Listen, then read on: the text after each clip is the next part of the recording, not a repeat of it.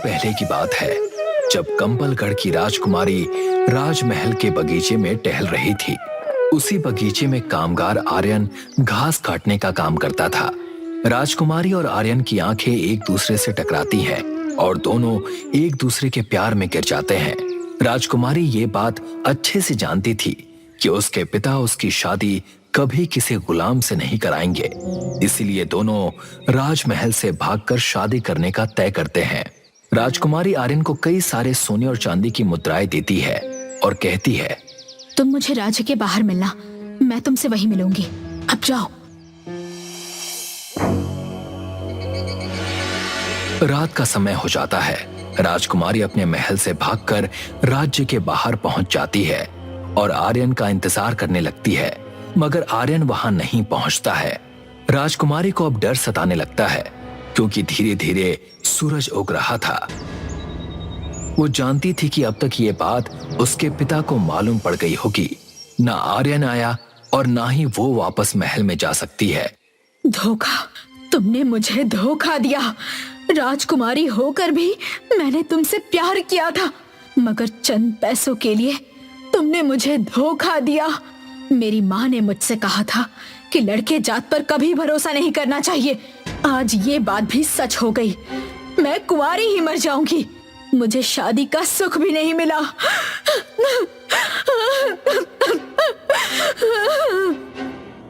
राजकुमारी अपने पल्लू को पेड़ पर बांधकर उससे फांसी लगा लेती है, मगर उसका लड़के जात पर क्रोध आज भी कंबलगढ़ पर छाया हुआ है।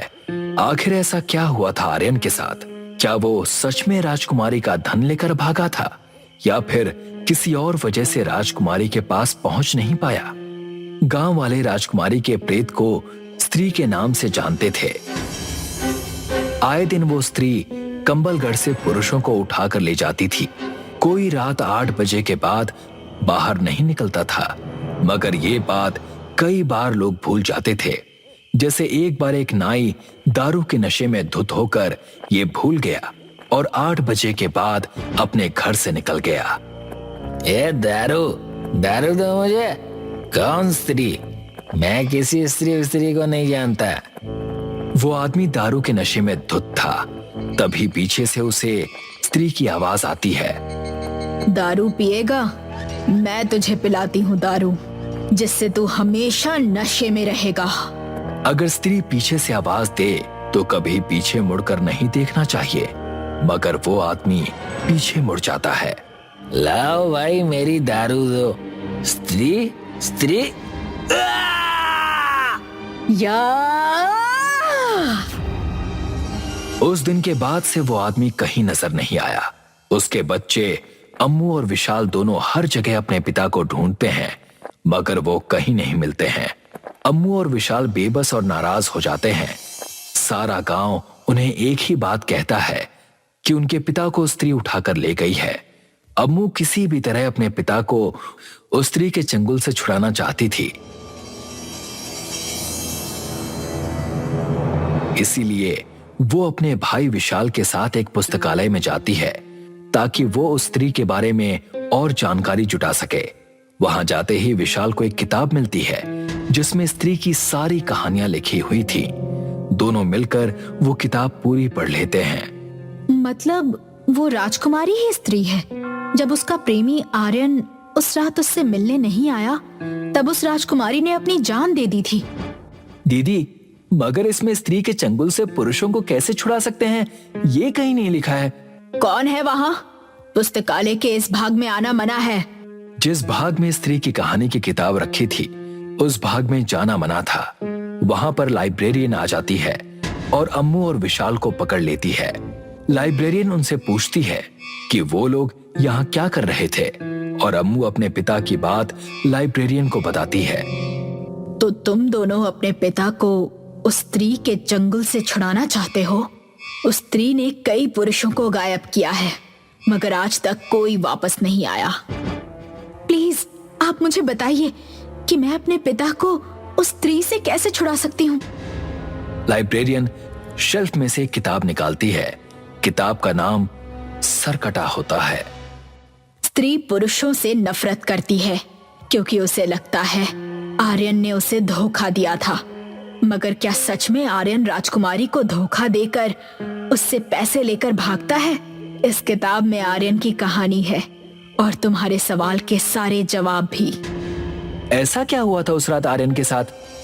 तुम मुझे राज्य के बाहर मिलना, मैं तुम्हें वहीं मिलूंगी। अब जाओ। ठीक है, जैसे ही रात होगी तुम इस महल से भाग जाना। मैं ये सोने चांदी की मुद्राएं लेकर राज्य के बाहर मिलूंगा और हमेशा हमेशा के लिए हम इस राज्य से दूर चले जाएंगे। राजकुमारी रात होते ही अपना महल छोड़ देती है, मगर एक सिपाही राजकुमारी को महल से भागते हुए देख लेता है और सीधा जाकर राजा को बता देता है। राजा गुस्से में आ जाते हैं और सोचने लगते हैं कि उसकी बेटी महल छोड़कर क्यों भाग रही है। तभी राजा की पत्नी राजा से कहती है, मैंने उसे कई बार अपने गुलाम आर्यन के साथ देखा है, उसे बुलाकर पूछ लीजिए महाराज। तभी सिपाही वापस राजा के पास आता है। महाराज, बगीचे की देखरेख करने वाला आर्यन महल से सोने चांदी की मुद्राएं लेकर भाग रहा था, हमने इसे पकड़ लिया है। राजा जाकर उस गुलाम से पूछता है कि उसकी बेटी कहाँ पर है और तुम्हें ये सोने चांदी किसने दिए हैं। आर्यन निडर होकर राजा को सारी बातें बताता है।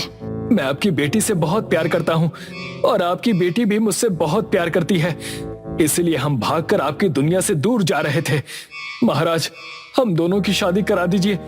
राजा ये बात सुनते ही अपनी तलवार निकालकर आर्यन का सिर धड़ से अलग कर देता है और उसकी लाश को उसी बागीचे में गाड़ देता है।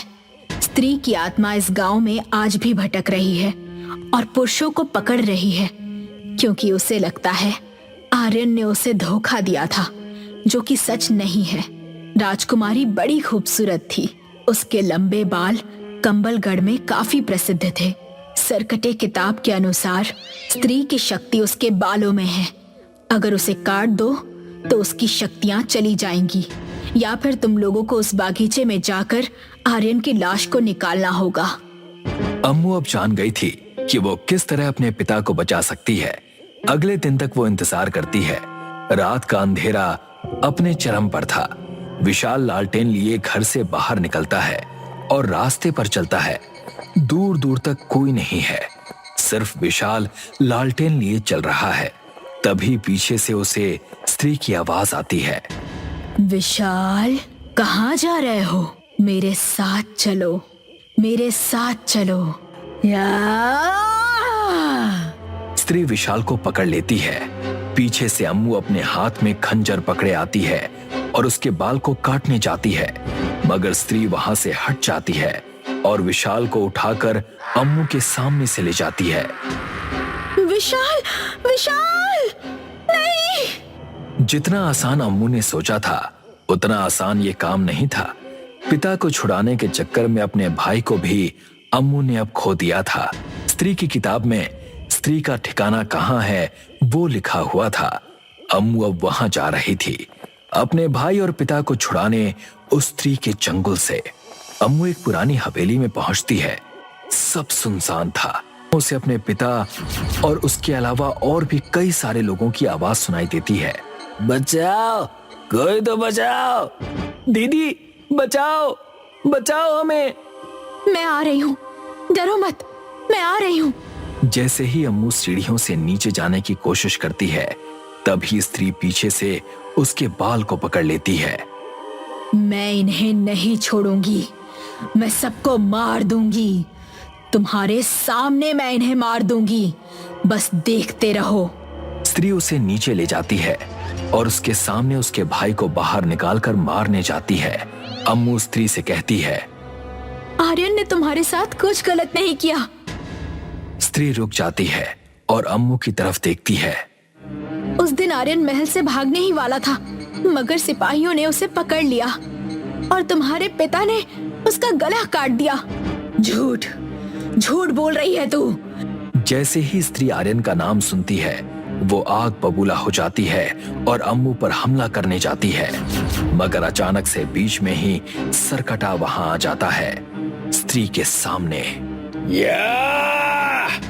सरकटे किताब में विस्तार से ये बात लिखी हुई थी कि आर्यन के शव को कहाँ गाड़ा गया है। जब स्त्री विशाल को उठा ले गई थी तब अम्मू जाकर आर्यन के शव को ढूंढने लग गई। अम्मू पुराने बगीचे में जाकर आर्यन के शव को ढूंढ लेती है। आर्यन का शव अब कंकाल बन चुका था। अम्मू वहां पर एक बात कहती है, आर्यन, मेरी मदद करो। तुम्हारा प्यार राजकुमारी यहाँ पर आतंक फैला रही है। उठो और रोक कर उसे बताओ अपना सच। आर्यन का शरीर हिलता तक नहीं है। अम्मू ये सोचती है कि आर्यन का शरीर किसी काम का नहीं है, इसीलिए अम्मू वहां से चली जाती है। अम्मू के जाते ही आर्यन का कटा हुआ सर हवा में उड़ने लगता है और वापस जीवित हो जाता है। अब सरकटा और स्त्री एक दूसरे के सामने हैं। धोखेबाज! नहीं, मैंने धोखा नहीं दिया। मैं जब तुम्हारे पास आ रहा था तभी तुम्हारे पिता के सिपाहियों ने मुझे पकड़ लिया और तुम्हारे पिता ने मेरा गला काट दिया। मेरा शरीर तो मर गया मगर मेरी आंखें तुम्हारा चेहरा देखने के लिए आज तक जिंदा हैं। सच में क्या ऐसा हुआ था? हाँ, मैं तुमसे बहुत प्यार करता था। अम्मू खंजर उठाती है और स्त्री की चोटी काट देती है। स्त्री और सरकटा दोनों गायब हो जाते हैं और अम्मू गांव के सारे पुरुषों को स्त्री के चंगुल से छुड़ा कर ले आती है। सरकटा और स्त्री दोनों ही चले जाते हैं। प्रणव अपने कॉलेज की छुट्टियों में रिया के साथ उसकी दीदी के घर भागलपुर आया था। रास्ते में उनको एक महल नजर आया जो कि बहुत ही आलीशान था। दादी माँ, हमने रास्ते में एक आलीशान महल देखा था। हमें उसको अंदर से देखने का मन है। क्या कल दिन में आप हमें वहाँ लेकर चलेंगी? नहीं बेटा, उस महल में जाने की सोचना भी नहीं। वो शापित महल है। उस महल के अंदर शहजादे की आत्मा कैद है। दादी माँ, आज के टाइम में ऐसा कुछ कहाँ होता है? मैंने कह दिया नहीं तो बस नहीं। दादी के मना करने के बावजूद भी प्रणव वहाँ जाने का मन बना चुका था। अगली रात 11 बजे के बाद उसने रिया के मोबाइल पर एक मैसेज सेंड किया और सबकी नजर से बचकर महल में पहुँच गया। अरे वाह, यहाँ तो सभी चीजें एकदम चमचमाती हुई हैं, जैसे कि यहाँ कोई अभी भी रह रहा हो। वो महल में काफी देर तक घूमता रहा। शहजादी, कहाँ हो मेरी शहजादी? कौन है? प्रणव ने देखा कि कॉरिडोर में कुछ ही दूर पर एक शख्स पीठ किए हुए खड़ा हंस रहा है।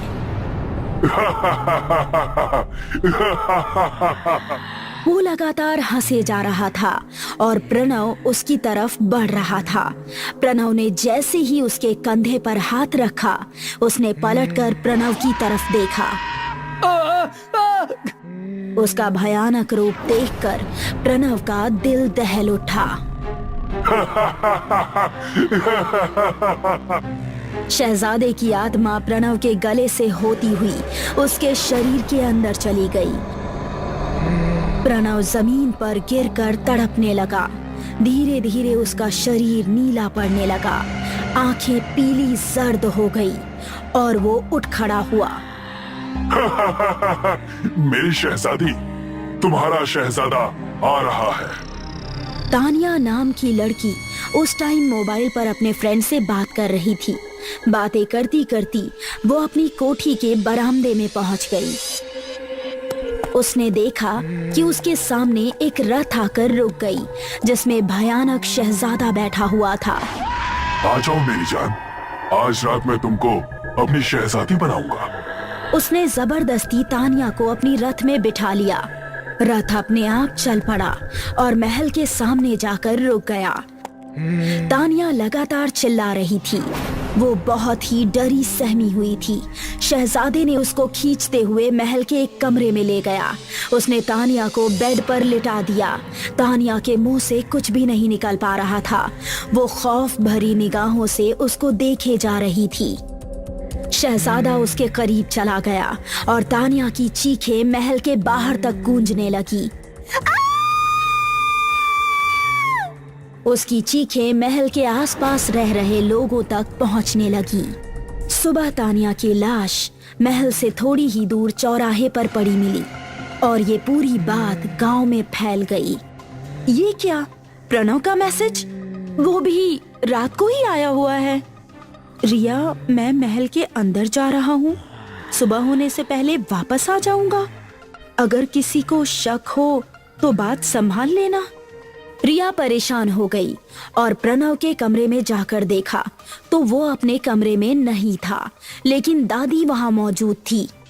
रिया बेटा, तुम्हारा दोस्त कहाँ चला गया? अभी उसको जगाने कमरे में आई थी, लेकिन वो तो यहाँ है ही नहीं। दादी माँ, वो ऐसा ही है, उसको घूमने का बहुत शौक है ना, जब मन होगा अपने आप आ जाएगा। रिया ने बहाना बनाते हुए कह दिया, लेकिन प्रणव वापस नहीं आया। उस रात गांव के कई लोगों ने शहजादे को रथ पर घूमते हुए देखा। शहजादा फिर से एक लड़की को उठाकर अपने महल में ले गया। रिया ने सोचा कि अब उसको दादी से बात कर लेनी चाहिए और उनको सच बता देना चाहिए। दादी माँ, गांव में हर कोई यही जानकर हैरान है कि शहजादे की आत्मा महल से बाहर कैसे आई। शायद मैं उसकी वजह जानती हूँ। तुम उसके बारे में क्या जानती हो? आपके मना करने के बावजूद प्रणव महल के अंदर गया था। उसी रात से शहजादे को भी देखा जा रहा है और उसी रात से प्रणव भी गायब है। तुमने ये बात मुझसे छिपाकर ठीक नहीं किया। हमें अभी चलकर ओझा बाबा से मिलना पड़ेगा। अब वही बता सकते हैं कि आगे क्या करना है। उस महल की कहानी बहुत भयानक है। वो महल राजा इंद्र सिंह का था, जिनका एक ही बेटा था, शहजादा रविंद्र सिंह। शहजादा बहुत ही क्रूर था। उसके मन में वासना के अलावा और कुछ नहीं था। वो गांव की सुंदर कन्याओं को उठाकर उनको एक रात के लिए अपनी शहजादी बना लेता था और उसके बाद उन्हें छोड़ देता था। जब राजा को इस बात की खबर हुई तो उन्होंने शहजादे को मरने के लिए एक कमरे में बंद करवा दिया। कई दिनों के बाद जब शहजादा मर चुका था तब उस कमरे को खोला गया, लेकिन उनको पता नहीं था कि शहजादे ने अपने आखिरी दिनों में भूखे पेट शैतान की उपासना करके कुछ काली शक्तियां हासिल कर ली थी और उसी वजह से मरने के बाद उसकी आत्मा ने महल के सभी लोगों को खत्म कर डाला। लेकिन उसकी आत्मा महल में ही कैद होकर रह गई। उसको महल से आजाद होने के लिए एक सही सलामत शरीर की जरूरत थी। जरूर उसने प्रणव के शरीर का इस्तेमाल किया और महल से आजाद हो गया। क्या शहजादे को फिर से महल में बंद नहीं किया जा सकता? किया जा सकता है, लेकिन इससे तुम्हारी जान जाने का खतरा है। ओझा ने रिया को उपाय बता दिया। उसी रात वो पीपल के पेड़ के पास लाल लहंगा चुनरी पहनकर तैयार होकर खड़ी हो गई। कुछ देर बाद शहजादा अपनी रथ से वहाँ से गुजर रहा था। वाह, कितनी खूबसूरत हो तुम। आज तो ज्यादा मेहनत नहीं करनी पड़ी। आज की रात तुम मेरी शहजादी बनोगी। नहीं, शहजादे ने उसको रथ पर बिठा लिया और उसको लेकर महल पहुंच गया। रिया दुल्हन के रूप में उसके सामने थी। शहजादे ने उसका हाथ पकड़ा और उसको अपने करीब खींच लिया। रिया की कमर पर उसके हाथ बेतहाशा रेंग रहे थे, लेकिन रिया बिना कुछ किए बस बार बार घड़ी की तरफ देख रही थी। 11 बजने में अभी कुछ ही सेकंड्स रह गए थे। शहजादा उसके गले पर हाथ फेर रहा था। वो रिया को चूमने ही वाला था, तभी रिया ने देखा कि 11 बज चुके हैं और उसको ओझा की बात याद आई। आज पूर्णिमा की रात है। रात 11 से 12 बजे के बीच उसकी शक्तियां कमजोर पड़ जाएंगी। सिर्फ इसी बीच उसको खत्म किया जा सकता है। रिया ने अपनी कमर से लहंगे में छिपा चाकू निकाला और तेजी से उसके पेट में घोंप दिया। वो भयानक आवाज में चीखने चिल्लाने लगा और उसने प्रणव का शरीर छोड़ दिया। अब प्रणव नॉर्मल हो चुका था, लेकिन उसे बहुत ही गहरा घाव लगा था। ये तुमने क्या किया रिया? मुझे माफ कर देना प्रणव, तुम्हारे शरीर पर शहजादे की आत्मा ने कब्जा कर लिया था। उसी को मारने के लिए मुझे ऐसा करना पड़ा। उससे कुछ नहीं होने वाला। अगर वो जिंदा रहा तो मैं फिर से इसके शरीर में घुस जाऊंगा। ये सुनकर प्रणव उसी टाइम खिड़की से बाहर कूद गया। अब महल में सिर्फ रिया और उस शहजादे की आत्मा ही मात्र बचे थे। रिया तेजी से बाहर की तरफ भागी। बाहर ओझा तैयार खड़ा था। उसके हाथ में कुछ कीलें थी और दूसरे हाथ में एक हथौड़ा। रिया झट से बाहर आकर ओझा के पीछे खड़ी हो गई। शहजादे की आत्मा ओझा को देखकर वहीं रुक गई। अब तुम यहाँ से कभी नहीं निकल सकते। मैंने ये अभिमंत्रित कीले चारों तरफ महल में ठोक दी हैं। बस ये आखिरी बाकी है। नहीं। शहजादे के बाहर निकलने से पहले ही ओझा ने आखिरी कील भी चौखट की जमीन पर ठोक दी और शहजादा महल के बाहर नहीं आ सका। शहजादे की आत्मा अंदर खींची चली गई। रिया जल्दी से भागकर प्रणव के पास पहुंची और उसको हॉस्पिटल पहुंचाया गया। जब प्रणव की आंख खुली तो वो ऑपरेशन वार्ड से बाहर आ चुका था। रिया उसके सामने ही भी। उसको होश में देखकर रिया खुशी से गई। शहजादे की आत्मा फिर से महल में कैद होकर रह गई, लेकिन आज भी रात में उस महल से आवाजें आती रहती है। मेरी शहजादी, मैं हूँ तेरा शहजादा। मैं तुम्हें लेने जरूर आऊंगा। सुबह का समय था। छोटे लाल तालाब की ओर से दौड़ा चला आ रहा था। छोटे लाल ने हरिया के घर के नजदीक पहुंचकर चिल्लाते हुए कहा, अरे ओ हरिया, कहाँ मर गया? तालाब में एक लाश तैर रही है। ये सुनते ही हरिया अपने घर से तुरंत निकलकर बाहर आ गया। क्या कह रहे हो भैया? तनिक ध्यान से देखते, कोई लाश वाश नहीं होगी। हरिया की पत्नी घर के द्वार से सब सुन रही थी। अरे हरिया, वो लाश ही है। मेरी तो देखते ही जान निकल गई थी। विश्वास ना हो रहा हो तो खुद चलकर देख लो। चलो भैया। हरिया और छोटे लाल तालाब के पास पहुंच गए। तभी वहां गांव के अन्य लोग भी पहुंच गए। सबने मिलकर देखा तो तालाब में कहीं भी लाश नहीं थी। वहां पर गांव का मुखिया भी आया था। मुखिया ने छोटे लाल को बुलाकर उसके कान में कहा, तुझे जरूर कोई वहम हुआ होगा छोटे लाल। वहां कोई लाश नहीं है। लगता है तेरे दिमाग में वो घटना अभी भी बसी हुई है। उस घटना को भूल जा। छोटे लाल ने मुखिया की बात पर हाँ में सर हिला दिया। मुखिया ने इतना कहा ही था कि अचानक आसमान में काली घटा छा गई और देखते ही देखते बहुत तेज बारिश होने लगी। अरे छोटे लाल सही कह रहा था। वो देखो, तालाब के किनारे पेड़ के पास एक औरत की लाश पड़ी हुई है। जैसे ही उस व्यक्ति की बात मुखिया ने सुनी, मुखिया ने चिल्लाकर कहा, कहाँ है लाश? अरे वो देखो, पानी के बहाव में पेड़ पर आकर अटक गई है। जैसे ही मुखिया की नजर तालाब के किनारे पेड़ पर पड़ी तो उसने देखा वहां पर एक औरत की लाश पड़ी हुई थी। मगर अचानक उस लाश का चेहरा बदल गया। मुखिया अंदर तक कांप गया और देखते ही देखते कुछ ही देर में सभी गांव वालों की आंखों में दहशत दिखने लगी, क्योंकि जो भी व्यक्ति उस लाश को देख रहा था तो उसे देखते ही उन लोगों को अपने सगे संबंधियों के चेहरे नजर आ रहे थे। मुखिया और सभी गांव वाले डर से वहां से चले गए। आधी रात का वक्त था। छोटेलाल उसी लाश के बारे में सोचता हुआ लेटा ही था कि अचानक उसके माथे के ऊपर पानी की बूंदें टपकने लगी। अचानक उसके नथुनों में किसी सड़ी हुई लाश की गंध टकराई। जैसे ही उसकी नजर छत पर गई, उसने देखा कमरे की छत पर एक औरत छिपकली की तरह चिपकी हुई थी। छोटे लाल की चीख सन्नाटे को चीर गई। दूसरे ही दिन छोटे लाल की लाश तालाब में तैरती हुई मिली। सब गांव वाले छोटे लाल की लाश को दहशत से देख रहे थे।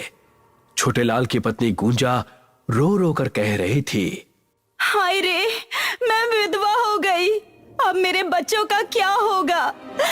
कल ही तो अपने बच्चों को लेकर इनसे पूछकर मैं मायके गई थी। पुलिस वाले छोटे लाल की लाश तालाब से निकाल चुके थे। थानेदार ने गांव के मुखिया को बुलाकर कहा, मुझे खबर लगी, कल छोटे लाल ने इसी तालाब में एक लाश देखी थी। जी साहब, हम सब ने देखी थी। तो तुमने पुलिस को खबर क्यों नहीं दी? तुम तो इस गांव के मुखिया हो। क्योंकि वो लाश बड़ी अजीब थी थानेदार साहब।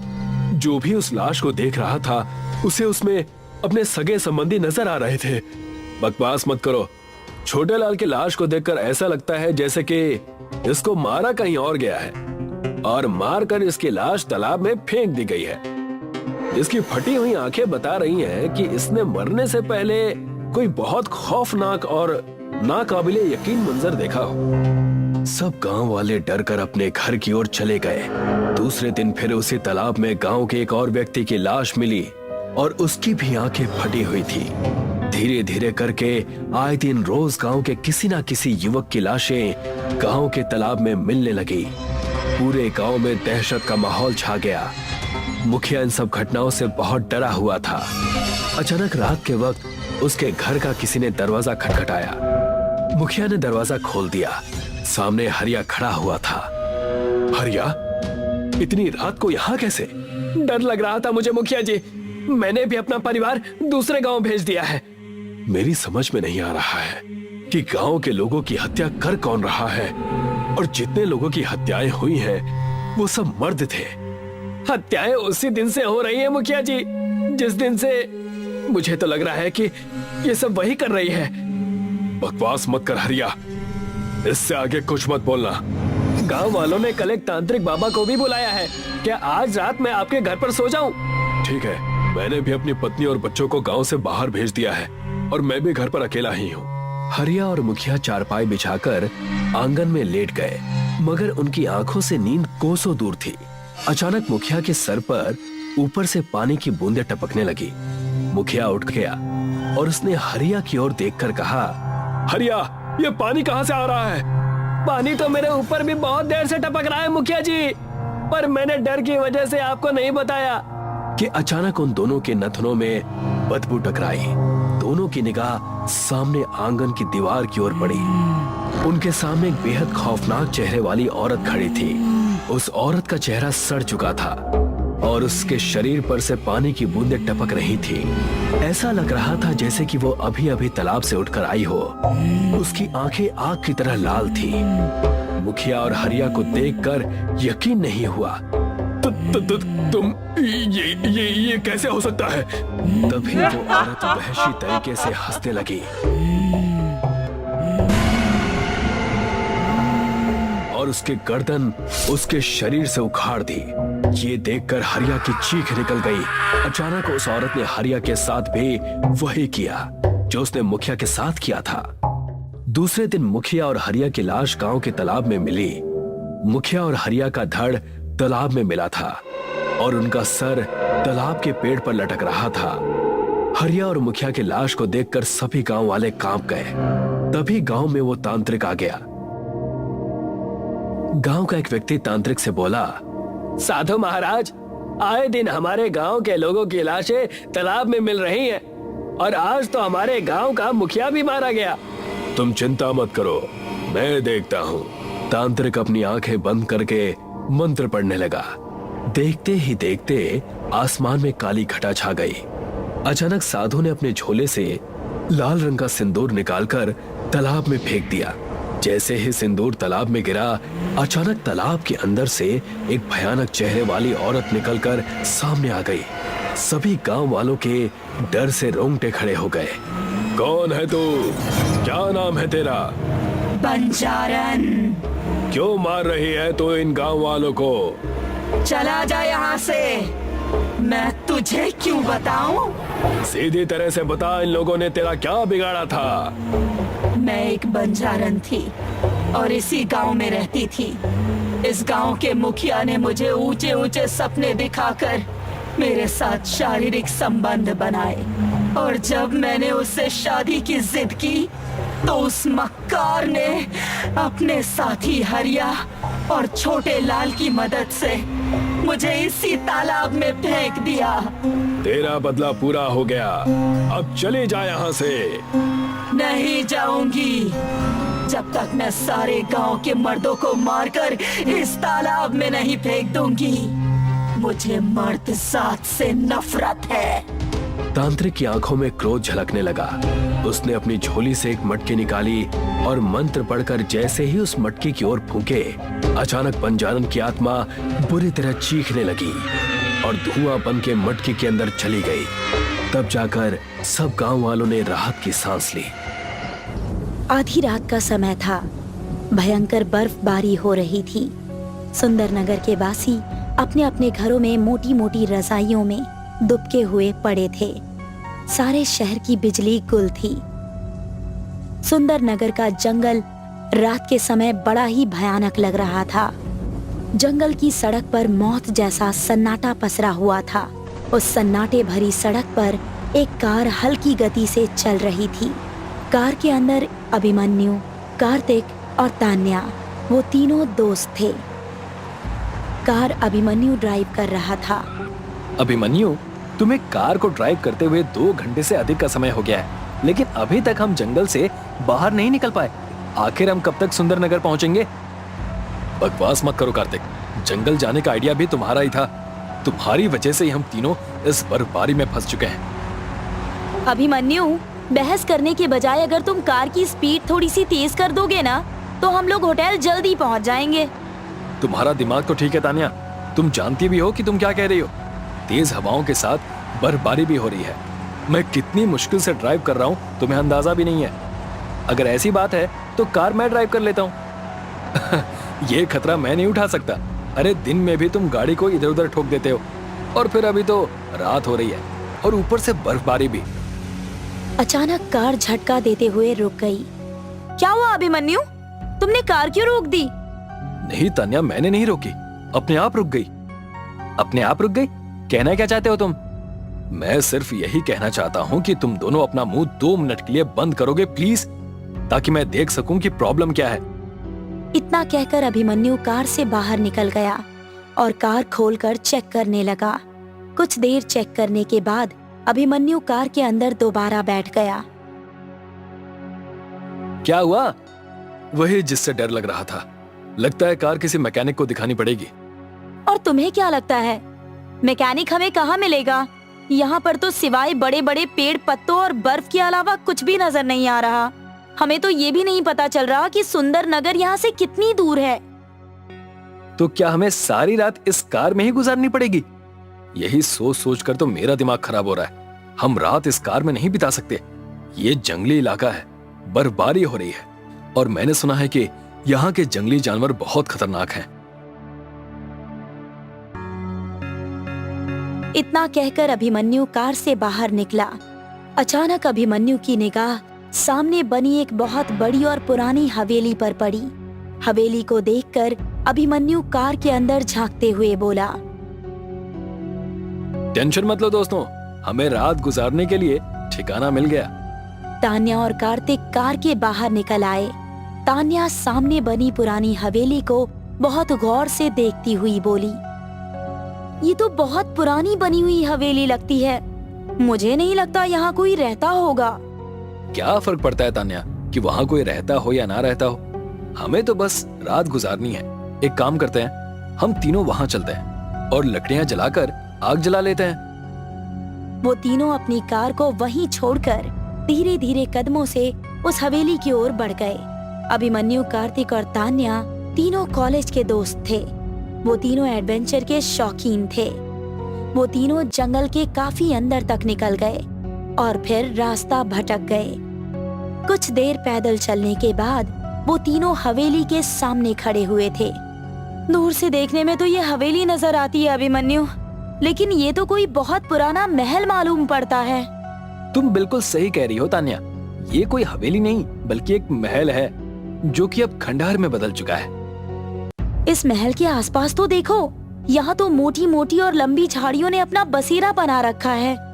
आखिर तुम दोनों को इस बात से क्या फर्क पड़ता है? अरे ये हवेली हो या महल, हमें बस रात गुजारनी है। चलो अंदर चलते हैं, मुझे लगता है अंदर हमें काफी लकड़ी मिल जाएगी। तभी उन तीनों के कानों में झाड़ियों में से किसी के कदमों की सरसराहट की आवाज टकराई। उन तीनों ने देखा कि कोई अजीब सी दिखने वाली औरत उन तीनों के पास ही आ रही थी। उस औरत को देखकर तान्या और कार्तिक को अजीब सा महसूस होने लगा। वो औरत उन तीनों को अजीब सी नजरों से घूरती हुई बोली, तुम तीनों कौन हो और इस महल के बाहर क्या कर रहे हो? हम तीनों दिल्ली शहर के रहने वाले हैं। सुंदरवन घूमने के लिए आए थे। आज हमारा जंगल घूमने का मूड बना और वापसी में हम रास्ता भटक गए। अचानक रात में बर्फबारी होने लगी और हमारी कार खराब हो गई। हमें रात गुजारने के लिए कोई ठिकाना चाहिए। और कहीं तुम्हारे दिमाग में ये विचार तो नहीं आया कि रात इस महल के अंदर गुजार लेनी चाहिए? आप तो काफी समझदार मालूम होती हैं। आपने बिल्कुल सही कहा, हम इसी इरादे से यहाँ पर आए हैं। मूर्ख, ये महल नहीं बल्कि एक भूल भुलैया है। अगर गलती से भी इस महल के अंदर प्रवेश कर गए तो दोबारा इस दुनिया की शक्ल कभी नहीं देख पाओगे। तुम कहना क्या चाहती हो? इस महल में मंजुलिका का राज है। अगर गलती से भी कोई इंसान इस महल के अंदर चला जाता है तो वो कभी जीवित वापस नहीं आता। मंजुलिका उस इंसान की आत्मा तक अपने वश में कर लेती है। क्या बकवास कर रही हो तुम? तुम्हें लगता है हम तुम्हारी बात पर विश्वास करेंगे? ये सब घिसी पिटी पुरानी बातें हैं। हमने बहुत सारी फिल्मों में ये सब होते हुए देखा है। समझाना मेरा काम था। मेरी बात को मानना ना मानना ये तुम्हारे ऊपर निर्भर करता है। इस महल के अंदर जाने से पहले आसपास एक बार निगाह दौड़ा लो। यहाँ तुम्हें सन्नाटे और वीराने के अलावा कुछ नहीं मिलेगा। इतना कहकर वो औरत बड़ी फुर्ती से उन तीनों की आंखों के सामने से ओझल हो गई। अभिमन्यु, कार्तिक और तान्या ने उस औरत की बात पर कोई ध्यान नहीं दिया। वो तीनों उस महल के अंदर प्रवेश कर गए। उन तीनों ने देखा कि वो महल अंदर से काफी बड़ा था।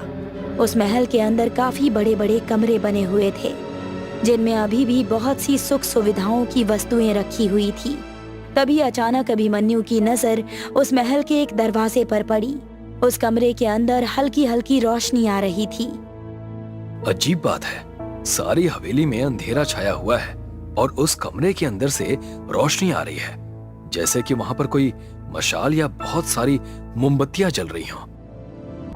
अभिमन्यु, कहीं उस औरत की बात सच ना हो। पागल तो नहीं हो गई? तुमने उस औरत की हालत नहीं देखी? मुझे तो वो कोई पागल औरत लग रही थी। चलो चलकर देखते हैं। हो सकता है कि इस टूटे फूटे महल का ओनर इसी महल में रहता हो। इतना कहकर अभिमन्यु उस कमरे की ओर बढ़ गया। सच तो ये था कि कार्तिक और तान्या अंदर से थोड़े डरे हुए थे। मजबूरी में उन दोनों को भी अभिमन्यु के साथ आगे आना पड़ा। अभिमन्यु बड़ी फुर्ती के साथ उस कमरे के अंदर प्रवेश कर गया, मगर कमरे का दृश्य देखकर अभिमन्यु की आंखें हैरत से फटी की फटी रह गई। उसने देखा कि एक महिला बहुत महंगी साड़ी पहनी हुई एक सोफे पर आंखें बंद किए हुए बैठी थी। उसके आसपास बहुत महंगे महंगे कैंडल स्टैंड रखे हुए थे। अचानक उस सुंदर महिला ने अपनी आंखें खोल ली। वो कार्तिक, अभिमन्यु और तान्या की ओर देखकर रहस्यमयी मुस्कान के साथ बोली, तुम तीनों कौन हो? सवाल ये नहीं है कि हम तीनों कौन हैं, सवाल ये है कि तुम कौन हो और इस महल में अकेली क्या कर रही हो? और वो भी इस खंडरनुमा महल में? अजीब बात है, तुम मेरे ही महल में आकर मुझसे पूछ रहे हो कि मैं कौन हूँ, जबकि बताना तुम्हें चाहिए कि तुम कौन हो। लेकिन फिर भी तुम्हारे पूछने पर मैं तुम्हें बता देती हूँ कि मेरा नाम। अचानक वो महिला बोलते हुए रुक गई और धीरे धीरे कदमों से उठकर उन तीनों के करीब आकर खड़ी हो गई। बाहर बहुत सर्दी है और तुम तीनों भूखे भी मालूम पड़ते हो। सामने आतिशदान में जो लकड़ियां रखी हुई हैं, उन्हें जला लो और अपने शरीर को गर्म कर लो। उसके बाद आराम से बैठकर एक दूसरे के बारे में पूछताछ कर लेंगे। मैं अभी आती हूँ। इतना बोलकर वो महिला कमरे से बाहर निकल गई कि अब उन तीनों को बहुत ज्यादा ठंड लग रही थी। अभिमन्यु ने आतिशदान में रखी हुई लकड़ियां जला दी और वो तीनों आतिशदान के करीब बैठकर आग सेकने लगे। अचानक वो सुंदर महिला कमरे के अंदर अपने हाथ में एक सुंदर ट्रे पकड़े हुए उन तीनों के सामने खड़ी हो गई। ये लो, मैंने ये कॉफी तुम तीनों के लिए बनाई है। इसे पीकर तुम तीनों को काफी आराम मिल जाएगा। अभिमन्यु, तान्या और कार्तिक ने ट्रे में से एक एक कप उठा लिया। अभिमन्यु ने जैसे ही कॉफी का एक सिप लिया, एक भयंकर बदबू उसके नाक से टकराई। उसे तेजी से उल्टी आ गई। अभिमन्यु कप फेंकते हुए उस औरत की ओर देखकर बोला, ये क्या है? ये किस तरह की कॉफी है? इसमें से तो बहुत तेज बदबू आ रही है। बिल्कुल सही कह रहे हो अभिमन्यु। ये कॉफी नहीं है अभिमन्यु, ये कुछ और ही है। ऐसा लग रहा है जैसे ये किसी का खून है। तुम तीनों में से सबसे समझदार ये लड़का है। इसने बिल्कुल सही कहा। तुम्हारे कप में कॉफी नहीं बल्कि गर्म खून था, मगर वो ताज़ा खून नहीं था कि बरसों बाद इस महल में इंसान आए हैं। पिछली बार 10 वर्ष पहले कुछ इंसान आए थे। उनका खून मैंने मेहमानों के लिए बड़ा संभाल कर रखा था। उस महिला की बात सुनकर उन तीनों के शरीर के रोंगटे खड़े हो गए। कौन हो तुम? मंजुलिका, क्या तुम्हें बाहर उस पागल औरत ने नहीं बताया कि इस महल के अंदर जो भी आता है वो जीवित वापस नहीं जाता? इतना बोलते ही उस सुंदर महिला का चेहरा एक भयानक महिला में परिवर्तित हो गया। उसकी आंखें रक्त की तरह लाल हो गईं और उसका चेहरा बुरी तरह से काला पड़ गया। उसके लंबे बाल कटीली झाड़ियों में परिवर्तित हो गए। बाहर वो औरत सही कह रही थी दोस्तों, यहाँ से भागो। अभिमन्यु ने इतना कहा ही था कि अचानक अभिमन्यु का शरीर 10 फीट ऊंचा उछल गया और उसका शरीर पूरी ताकत से सर के बल नीचे गिरा। अभिमन्यु ने एक चीख के साथ वहीं पर दम तोड़ दिया। ये क्या किया तुमने? तुम्हें दिखाई नहीं दिया? तुम्हारा दोस्त अब संसार से मुक्त हो चुका है। अब तुम सबकी बारी है। मैं तुम्हारे हाथ जोड़ती हूँ, मुझे यहाँ से जाने दो। आखिर हमने तुम्हारा क्या बिगाड़ा है? तुम इंसान हमेशा मेरी तन्हाई में दखल देने के लिए यहाँ चले आते हो। इतना बोलकर उस भयानक औरत ने तानिया का गला कसकर पकड़ लिया। देखते ही देखते तानिया का चेहरा ऐसा हो गया जैसे कि उसके मरे हुए वर्षों बीत चुके हो। मंजुलिका ने तानिया के शरीर में ही तानिया का गला छोड़ दिया। अगले ही पल तानिया का शरीर एक कंकाल में परिवर्तित हो गया। कार्तिक चीखता हुआ वहाँ से बाहर की ओर भागा। मूर्ख इंसान, तुम चाहकर भी यहाँ से भाग नहीं सकते। मंजुलिका के महल में जो भी आता है फिर इस महल से कभी वापस नहीं जाता है। कार्तिक दौड़ते हुए उस महल के दरवाजे तक आ गया। उसने देखा कि बाहर वही औरत खड़ी हुई उसे दया भरी नजरों से देख रही थी। कार्तिक ने जैसे ही अपना पैर महल के बाहर निकालने के लिए रखा, अचानक वो 10 फीट ऊंचा उठता हुआ पीछे की ओर गिर गया। मैंने तुम तीनों को समझाया था कि तुम चाहकर भी इस महल से बाहर नहीं निकल सकते। मुझे बचा लो, मेरे दोनों दोस्तों को उसने मार दिया। नामुमकिन है। मंजुलिका का दायरा सिर्फ इस महल के अंदर ही बंधा हुआ है। काश कि तुम तीनों दोस्त इस महल के अंदर नहीं आते। अब कुछ नहीं हो सकता। तुम कौन हो? तुम्हें इस महल के बारे में इतना कुछ कैसे पता? बरसों पहले मेरा बेटा इसी हवेली के अंदर गया था, आज तक वापस नहीं आया। मैंने उसका इंतजार करते करते इन्हीं झाड़ियों में दम तोड़ दिया। तब से मेरी आत्मा यहीं भटकती है और यहाँ हर आने वाले को महल के अंदर जाने से सचेत करती है। मगर पता नहीं लोग मेरी बात पर विश्वास क्यों नहीं करते। इतना कहकर वो औरत वहाँ से गायब हो गई। तभी मंजुलिका कार्तिक के सामने आ गई। कार्तिक की दिल दहला देने वाली चीख सन्नाटे में गूंज गई। अगले दिन पुलिस को तीनों की लाशें उस महल के बाहर पड़ी हुई मिली। एक हवलदार पुलिस वाले से बोला, अब क्या करना है साहब? क्या कोई केस बनाना है? हम सभी जानते हैं कि हत्या किसने की है। सही कहा साहब, भला आत्माओं को गिरफ्तार कैसे किया जा सकता है? पता नहीं लोग इस भूल भुलैया वाले महल में क्यों चले जाते हैं। पुलिस ने केस की फाइल हमेशा के लिए बंद कर दी। जब पाखी की आँख खुली तो वो जंगल में लेटी हुई थी। उसके होश में आते ही उसने देखा कि एक लड़का उसको होश में लाने की कोशिश कर रहा है। मेरा नाम आयुष है। मैं यहाँ से गुजर रहा था तो मेरी नजर आप पर पड़ी। इस घने जंगल में इस टाइम आपको बेहोश पड़ा देखकर मैं आपकी मदद के लिए रुक गया। आप बता सकती हैं कि आपके साथ क्या हुआ? सुनकर पाखी की आंख में आंसू आ जाते हैं और वो कहती है, मैं अपने दोस्तों के साथ खुशी खुशी कल रात पिकनिक मनाने जा रही थी। बस हमने भूले से इस रास्ते पर रॉन्ग टर्न ले लिया, जो कि हमारी सबसे बड़ी गलती थी। हमारी जीप तेजी से जेपी रिसोर्ट की तरफ बढ़ रही थी, जहां हमारा पिकनिक मनाने का प्लान था। गौरव, मनीष और मैं पहली बार उस रास्ते से जा रहे थे। तभी हमें नजर आया कि कि आगे जाने के लिए 2 रास्ते हैं, तो मनीष ने जीप रोक दी। अरे यार, आगे तो 2 रास्ते हैं और कोई साइन बोर्ड भी नहीं है। अब किस रास्ते पर जाना चाहिए? रास्ता तो मुझे भी नहीं पता यार। यहाँ 2 रास्ते होंगे, इस बात की इंफॉर्मेशन तो मुझे भी नहीं थी। मुझे लगता है राइट वाला सही होगा। बी केयरफुल यार, अगर ये रॉन्ग टर्न हुआ तो। क्यों, डर लग रहा है क्या? अच्छा ये बात है, तो ठीक है, जो रास्ता तुम्हें सही लगे उस पर ले चलो। सुनकर मनीष ने राइट वाले रास्ते पर जीप बढ़ा दी और हम तेजी से आगे बढ़ने लगे। अब जीप को चलते हुए आधा घंटा बीत चुका था। जैसे जैसे गाड़ी आगे बढ़ती जा रही थी, रास्ता और भी सुनसान होता जा रहा था। यार मुझे तो लगता है कि हमने रॉन्ग टर्न ले लिया है। और यहाँ तो गूगल मैप भी काम नहीं कर रहा। तभी हमें किसी के हंसने की आवाज सुनाई देती है। इस जंगल में हंसने की आवाज? कहकर मनीष ने जीप रोक दी और इतने में आवाज दोबारा से आ गई। हम तीनों ने देखा कि जंगल की तरफ जहाँ से आवाज आ रही है, वहाँ एक रोशनी सी दिखाई पड़ रही है। शायद वहाँ किसी का घर है। इतने घने जंगल में? जो भी हो, अब देखना तो पड़ेगा ही ना। हमें ये तो आइडिया नहीं है कि आगे कितना और चलना पड़ेगा। मनीष ने जीप साइड में लगाई और हम तीनों उतरकर जंगल में उस रोशनी की तरफ बढ़ने लगे।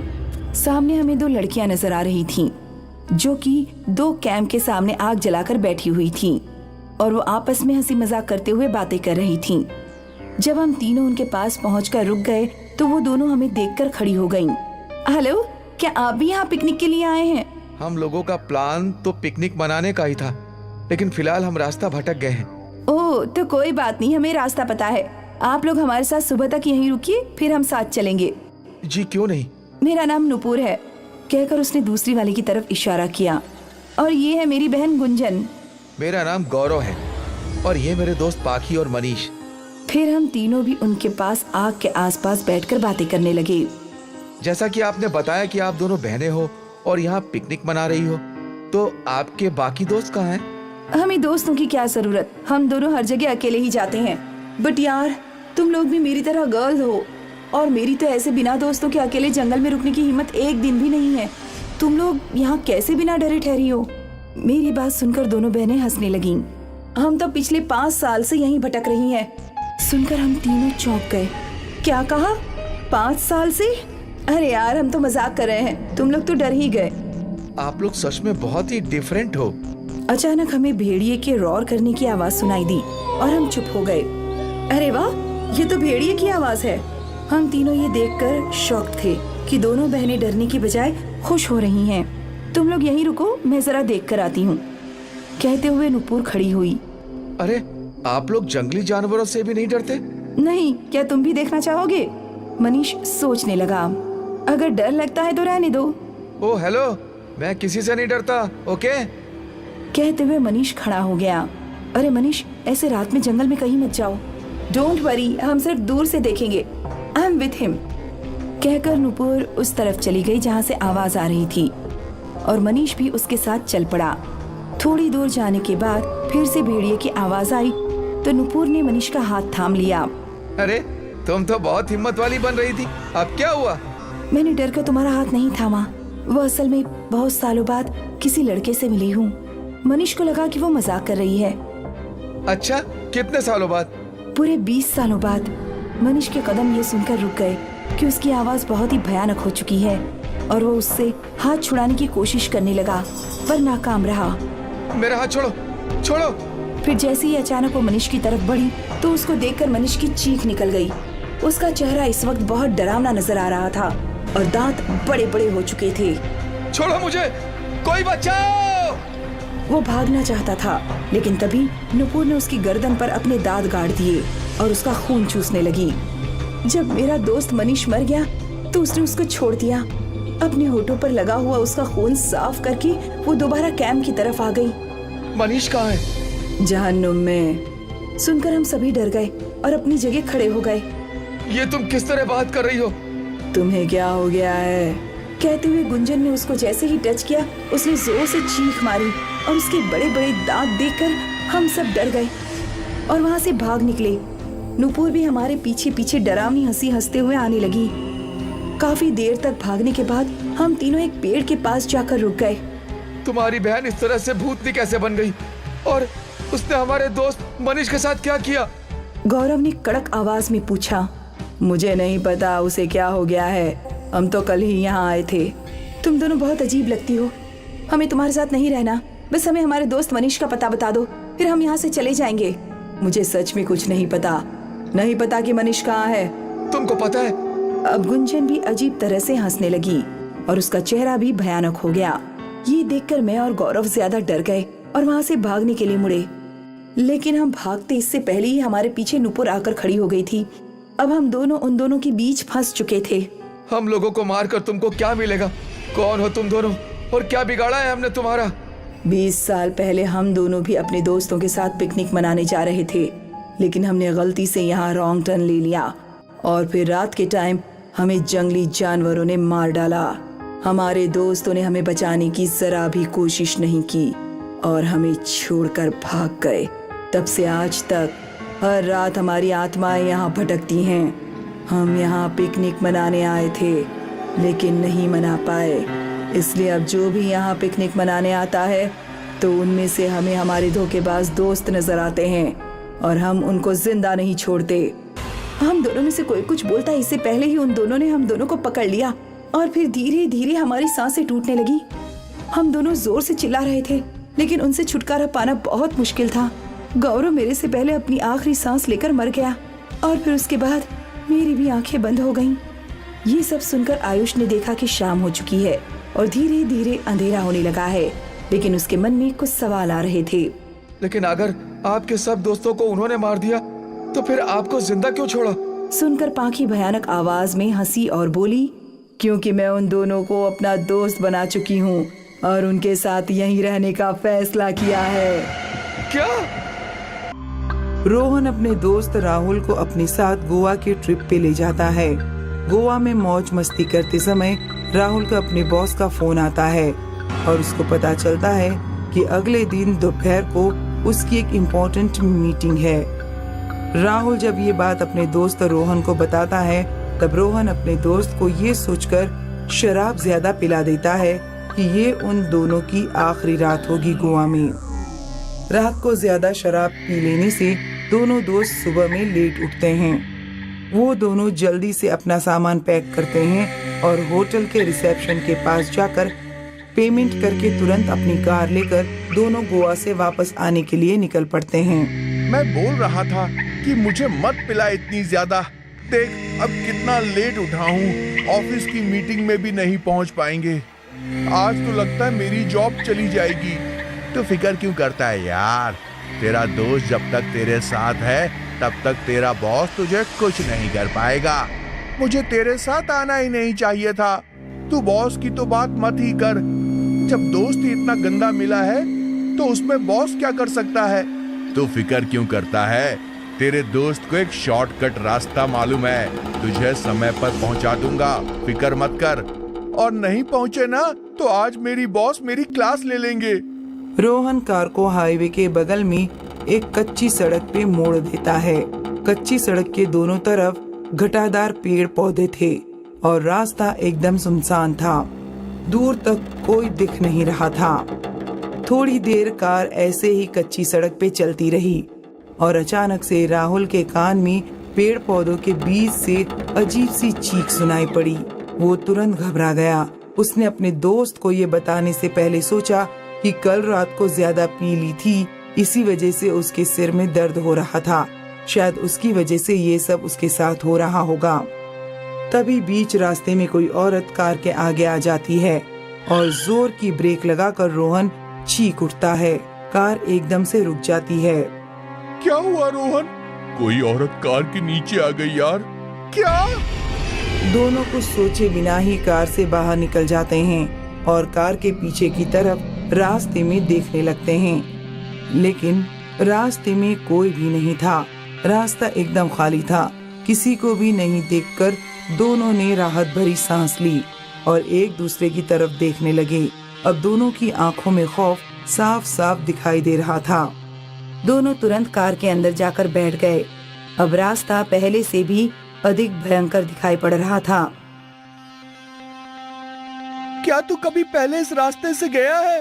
पहले कभी तो नहीं, लेकिन ये शॉर्टकट के बारे में मैंने सुना था। तू एक दिन मरवाएगा मुझे। तभी उसके कार की खिड़की पे कोई दस्तक सुनाई पड़ती है। दोनों एकदम से डर जाते हैं। रोहन कार की खिड़की का कांच नीचे की ओर करता है तो बाहर खूबसूरत एक लड़की खड़ी होती है। क्या आप मुझे आगे तक लिफ्ट देंगे? मेरे भैया बस थोड़े ही आगे खड़े हैं। दोनों एकदम घबराए हुए थे और दोनों के पास कुछ सोच या समझ पाने का समय नहीं था। इसके बीच रोहन ने सिर्फ अपनी मुंडी हिलाई कि तुरंत वो लड़की कार के अंदर आकर बैठ गई।